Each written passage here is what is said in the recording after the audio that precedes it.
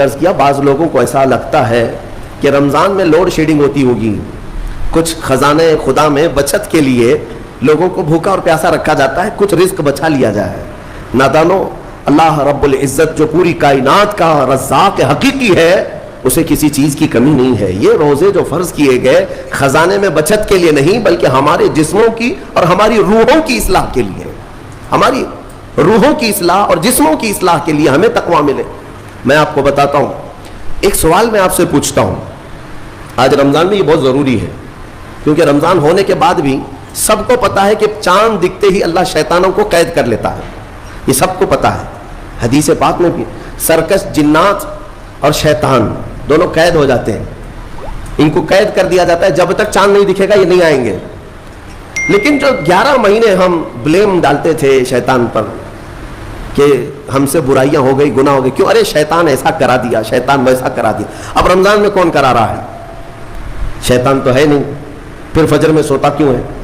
بغیر نماز پڑھے ٹانگ پھیلائے ویسی نماز قضا کر رہے۔ کون سا شیطان تمہیں سلایا؟ ابھی تو شیطان ہے نہیں۔ ابھی بھی بہت سارے لوگ چوری کا کھانا نہیں چھوڑتے، بہت سارے لوگ جھوٹ، دغا، غیبت یہ رمضان میں بھی نہیں چھوڑتے ہیں۔ تو یہ ان کو کون سا شیطان کروا رہا ہے؟ کون سا شیطان یہ برائیاں کرواتا ہے؟ اس کے جواب کے لیے ایک چیز سمجھنا ضروری ہے۔ یہ بات تو مشہور ہے کہ ساری برائیاں شیطان کرواتا ہے، ابلیس کرواتا ہے نا؟ لیکن آپ کو وہ واقعہ معلوم ہے جب آدم علیہ السلام کو اللہ تعالیٰ نے پیدا کیا اور سارے فرشتوں سے کہا کہ سجدہ کرو، کل ہی کی تفسیر میں نے عرض کیا، اس میں ابلیس بھی تھا۔ ابلیس بھی اس وقت بہکا ہوا نہیں تھا، گمراہ نہیں تھا، وہ اچھا تھا۔ ابلیس تو بہت عبادت کرنے والا تھا اللہ تعالیٰ کی، تو اس نے اللہ کے حکم کو ٹال کر آدم کو سجدہ نہیں کیا، غرور میں کھڑا رہا، نافرمانی کیا۔ تو اب میں یہ سوال کرتا ہوں کہ ہر ایک کو گمراہ کرنے والا شیطان ہے، تو شیطان کو کس نے گمراہ کیا تھا؟ اس کو کس نے روکا سجدہ مت کرنا آدم کو؟ کوئی ہے بہکانے والا؟ ارے وہ تو پہلا ابلیس ہے، اس سے پہلے تو کوئی ابلیس تھا ہی نہیں، اس سے پہلے تو کوئی شیطان تھا ہی نہیں۔ شیطان کو کس نے روکا کہ تو بڑا ہے، تو بلند ذات والا ہے، آدم مٹی سے بنا ہے؟ یہ خیال کس نے ڈالا؟ کون سا شیطان تھا اس سے پہلے؟ یہی بات سمجھنے کی ہے۔ مفسرین نے فرمایا ابلیس کو جس چیز نے سجدہ کرنے سے روکا وہ نفس امارہ ہے، وہ نفس ہے جو آج بھی تمہارے ساتھ ہے۔ ہاں، شیطان تو قید ہو جاتا ہے رمضان کے شروع ہوتے ہی، لیکن نفس تو ساتھ میں رہتا ہے۔ اب پتا چلا کہ رمضان میں جو کچھ بھی غلطیاں یا کوتاہیاں یا گناہ کچھ لوگوں سے سرزد ہوتے ہیں تو یہ نفس کے پجاری ہیں، نفس ان کے ساتھ ہے، یہ نفس کی غلامی میں آ گئے اور نفس کے شکار ہو گئے۔ اسی لیے قرآن میں اللہ تعالیٰ نے اپنے رسول سے بھی یہ فرمایا، اَرَأَيْتَ مَنِ اتَّخَذَ إِلَٰهَهُ هَوَاهُ أَفَأَنْتَ تَكُونُ عَلَيْهِ وَكِيلًا۔ اے رسول، کیا آپ نہیں دیکھتے کچھ لوگ ایسے ہیں جنہوں نے اپنے نفسانی خواہشات کو اپنا خدا بنا لیا ہے، اپنی خواہشات کو اپنا خدا بنا لیا ہے۔ اے رسول، کیا آپ ایسوں کی سفارش کریں گے، ایسے لوگوں کی وکالت کریں گے؟ یعنی رب تبارک و تعالیٰ نے فرمایا کچھ لوگ وہ ہیں جو اپنی خواہشات کی پوجا میں ہیں۔ کیا مطلب خواہشات کی پوجا؟ کیا مطلب ہے اپنے خواہشات کے پیچھے چلنا؟ مطلب یہی ہے کہ جو دل میں آیا اس بندے نے یہ سوچ لیا اسے کرنا ہی ہے مجھے، یہ خواہشات کے پیچھے چل رہا ہے۔ ہاں، تمہیں آرام کی فکر ہوئی، تم نے خدا کے فرمان کو ٹال دیا لیکن اپنی نفس کی سن لیا۔ اللہ تبارک و تعالیٰ کا حکم کچھ اور ہے لیکن تمہاری طبیعت کچھ اور چاہ رہی ہے۔ رب تبارک و تعالیٰ کا حکم تھا صبح صبح تمہیں اپنے گھر بلا رہا تھا، لیکن تم نے اس کی نہیں سنی، اپنے من کی سنی، اپنے نفس کی۔ تو یہی تو ہوا نفس کی پوجا، یہی ہے نفس کی عبادت، نفس کی پرستش، جس کو قرآن میں کہا گیا ہے کہ کچھ لوگ ایسے ہیں جنہوں نے اپنی خواہشات کو خدا بنا لیا ہے۔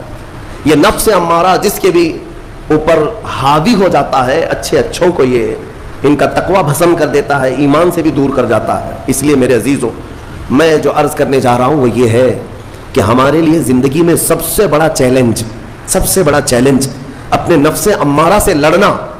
آپ کو پتا ہے رسول پاک صلی اللہ تعالیٰ علیہ وسلم ایک جہاد سے جب واپس مدینے تشریف لا رہے تھے، وہ جہاد بہت سخت تھا، صحابہ زخمی تھے، بہت گھماسان کی لڑائی ہوئی تھی، لیکن جب واپس مدینے آ رہے تھے تو میرے آقا نے ایک جملہ فرمایا تھا، رجعنا من الجہاد الاصغر الى الجہاد الاکبر۔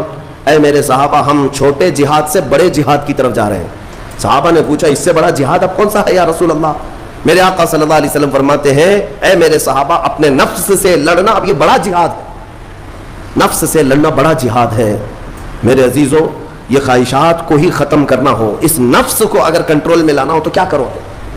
نفس امارہ سب کے پاس ہے. قرآن میں مولا فرماتا ہے وما ابرئ نفسی ان النفس لامارۃ بالسوء الا ما رحم ربی. کوئی اپنے نفس سے بچ نہیں پائے گا سوائے وہ شخص جس پر میرا رب رحم فرمائے. اللہ کا رحم جس پر ہو گیا وہ اپنے نفس سے بچ جائے گا.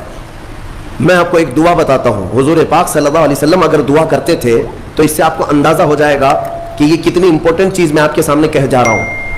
کون سی؟ حضور جب دعا کرتے تھے تو یوں کہتے تھے اللہ کی بارگاہ میں اللہم لا تکلنی الی نفسی طرفۃ عین.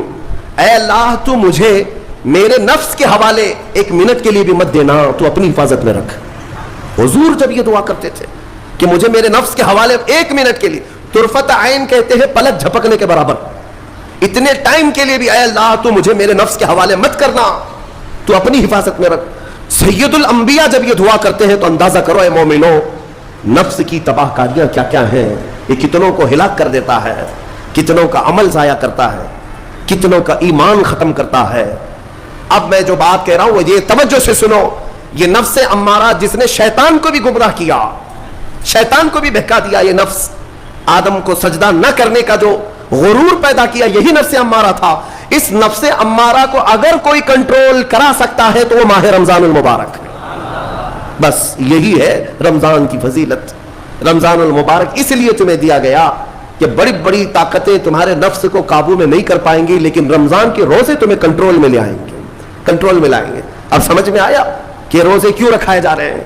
ارے گرمیوں کی شدت ہے، ادھر حلق سوکھا جا رہا ہے، پیٹ پیٹ سے لگ جاتا ہے. ان لوگوں کو پوچھو روزہ کیسا ہوتا ہے جو مزدوری کرتے ہیں، ان لوگوں سے پوچھو جو دن بھر کام کاج کرتے ہیں. میرے عزیزوں روزے رکھنے کے بعد کیا رب تبارک و تعالیٰ کسی کو اس کی طاقت سے زیادہ تکلیف دینا چاہتا ہے؟ نہیں میرے عزیزوں، وہ رحمان ہے. اس نے جب تمہیں ماں کے پیٹ میں 9 مہینے رزق دیا تو کیا کائنات میں نہیں دے گا؟ تمہیں ماں کے پیٹ میں بھی رزق دیتا رہا. تم جب دنیا میں آئے تمہارے ماں کے سینے میں خون سے دودھ کس نے بنایا؟ تمہارے رزق کا انتظام کرنے والا وہ خدا. اگر تمہیں حکم دیتا ہے کہ صبح سے لے کر شام تک بھوکے رہو تو یہ اس کا ظلم نہیں بلکہ یہ عین کرم ہے.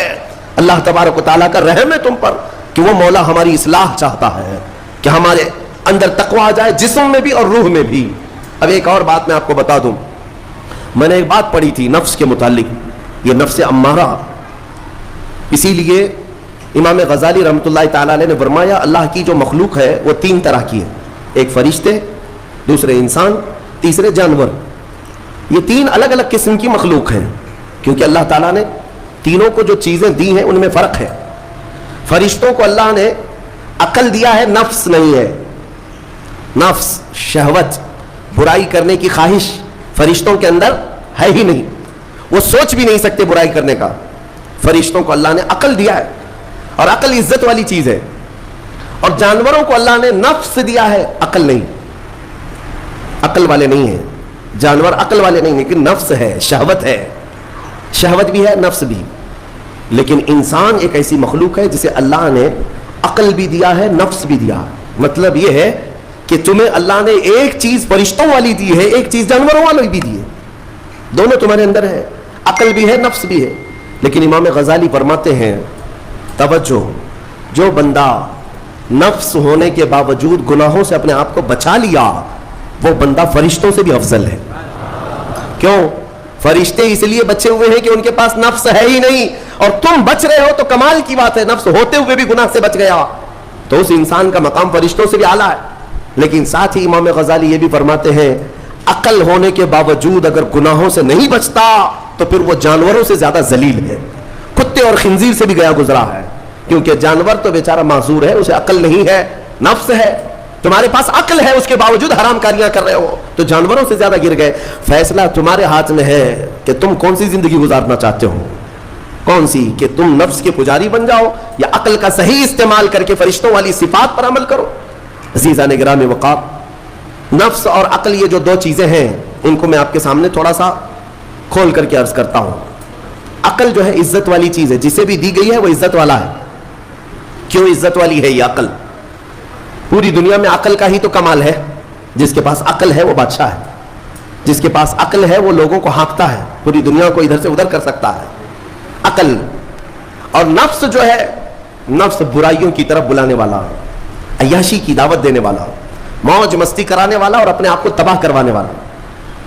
अच्छे भले नौजवान 25 साल की कड़ेल जवानी है, कौन है जो इन्हें नशे के अड्डे पर ले जाता है?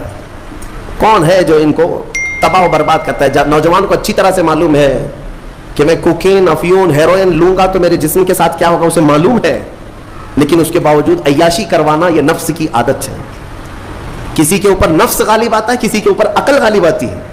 अकल जिसके ऊपर गालिब आ गई वो अच्छा आदमी है, नफ्स जिसके ऊपर गालिब आ गया वो शैतान का पुजारी हो गया, नफ्स की सुनने वाला। अब ये दोनों जो चीजें हैं मैं बताता हूं आपको। रिवायत में मिलता है कि जब अल्लाह ने अकल को भी पैदा किया और नफ्स को भी पैदा किया तो अपने सामने हाजिर किया, अकल से पूछा कि ए अकल बता मैं कौन हूं और तू कौन है?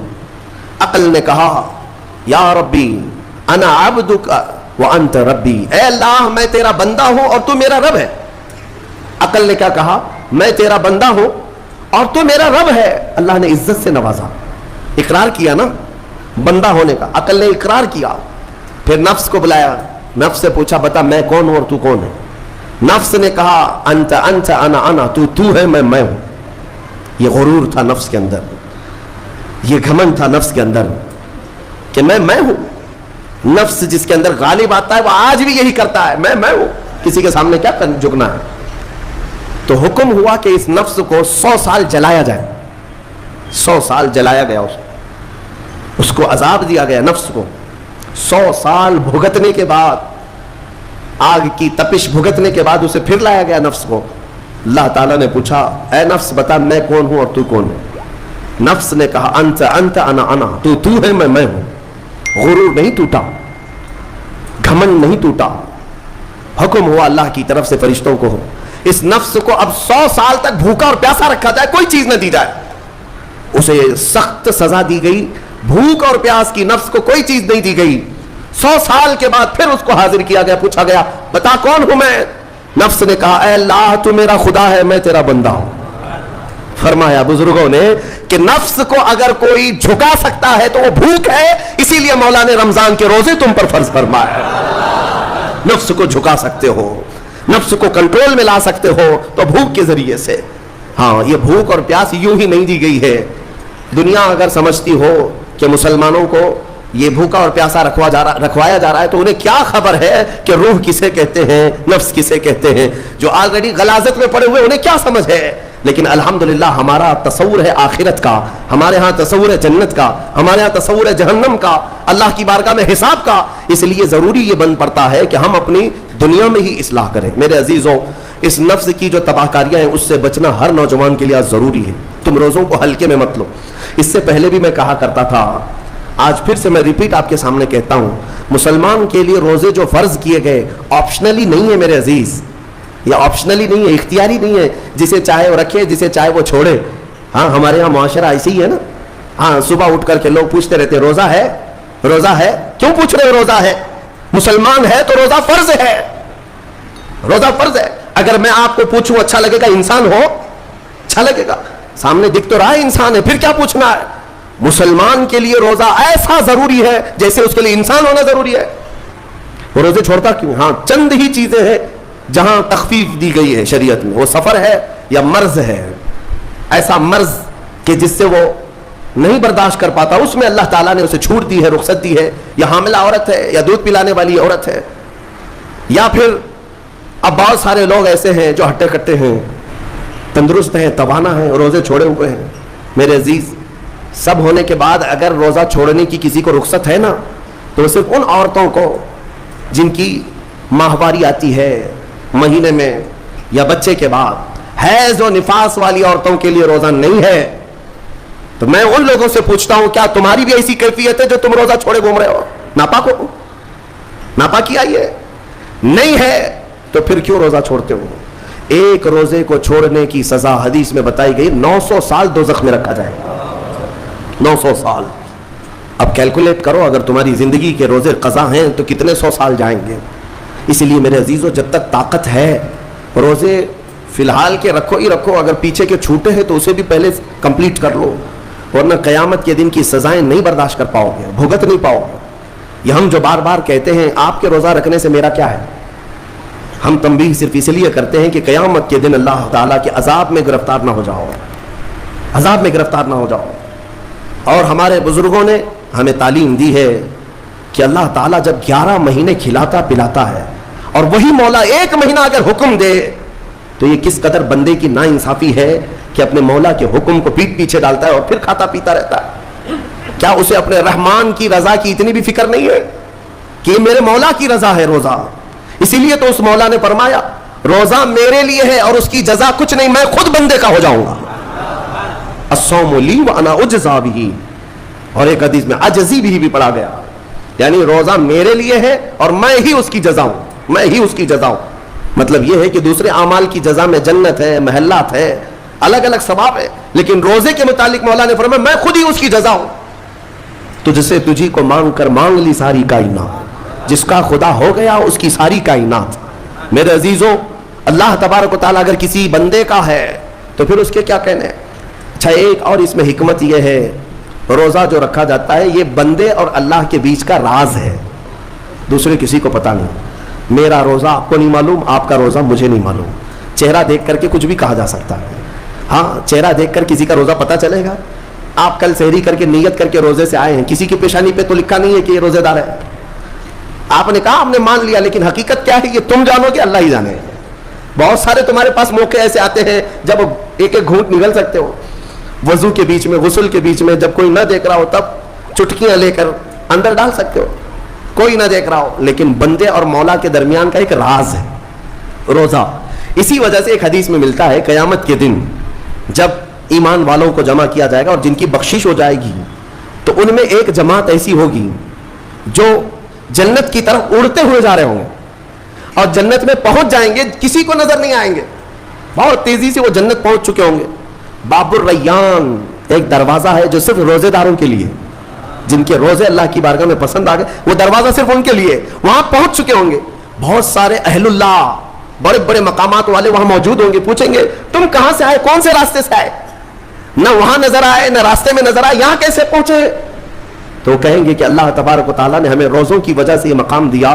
رب تعالیٰ کی طرف سے ارشاد ہوتا ہے کہ ان بندوں نے دنیا میں جو روزہ رکھا تھا وہ سب سے چھپا ہوا تھا, کسی کو پتا نہیں تھا روزہ ہے یا نہیں. اس لیے جب میں نے ان کے روزے قبول کیے تو سب سے چھپا کر انہیں جنت کی طرف بھیج دیا. وہاں پر بھی یہ جزا دی گئی.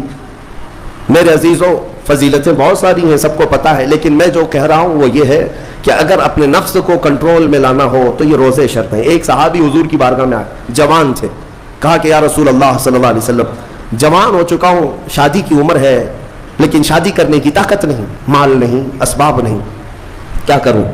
شادی نہ کرے تو گناہوں کی طرف چلے جائیں, خواہشات ہیں انسان کی. تو جانتے ہیں میرے آقا صلی اللہ تعالیٰ علیہ وسلم نے کیا فرمایا کہ اگر استطاعت ہے تو شادی کر لے ورنہ روزہ رکھ لے. شادی کے بدل ڈائریکٹ کون سی چیز؟ روزہ. فرمایا اس لیے کہ روزہ تمہاری شہوت کو ختم کرتا ہے, تمہارے اندر صبر قائم کرتا ہے. عزیزان گرامی, حدیث پاک کا یہ مفہوم میں آپ کے سامنے رکھ رہا ہوں. تربیت میں میرے آقا نے ان نوجوانوں سے کہا جن کی شہوت غالب ہے, جو گناہوں کی طرف زیادہ جا سکتے ہیں, ان کے لیے فرمایا گیا وہ روزہ رکھیں, کنٹرول میں رہیں گے. صرف رمضان کا ہی نہیں, سال میں اور بھی دنوں میں روزہ رکھو تاکہ تمہارا نفس قابو میں رہے, کنٹرول میں رہے. میں چند مہینے پہلے کچھ نوجوانوں کی کثرت کو دیکھ رہا تھا جو اپنے جسم کو شیڈول بنانے کے لیے, مینٹین کرنے کے لیے ڈائٹ پلان تیار کر رہے تھے. تو اس میں ایک بہت ہی بڑے ڈاکٹر ہیں جنہوں نے ڈائٹ پلان دیا, تو اس میں انہوں نے مینشن کیا کہ ہفتے میں 1 دن بھوکا رہنا چاہیے, صبح سے شام تک. وہ نان مسلم ہے. میں نے پوچھا تھا کہ یہ آپ کے ڈائٹ پلان میں کس لیے ہے؟ تو انہوں نے اس کی سائنٹیفک وجہ بتائی کہ ہفتے بھر میں ہم جو کچھ بھی کھاتے ہیں, کچھ ایسی چیزیں جمع ہو جاتی ہیں جن کو پگھلنے کا موقع ہی نہیں ملتا, ہم بار بار کھاتے رہتے ہیں, اس پر چیزیں جمع ہوتی رہتی ہیں. 1 دن ہفتے میں اگر اپنے پیٹ کو خالی چھوڑ دیا جائے تو فاسد مادے گل کر کے باہر نکل جائیں گے اور صحت ہمیشہ صحیح رہے گی. یہ دنیا کہہ رہی ہے. میرا مولا بغیر حکمت کے کوئی چیز تم پر فرض نہیں فرماتا.